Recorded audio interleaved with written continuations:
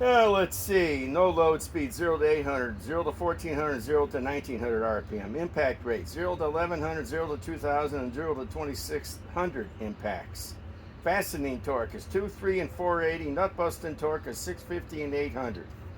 Okay, this is my world famous 1 7/8 nut on my tongue, and I'm going to try to loosen it with this, and I got it in nut busting. And it's in the reverse.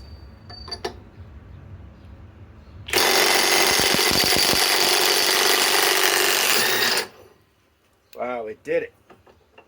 Okay, now let's tighten it.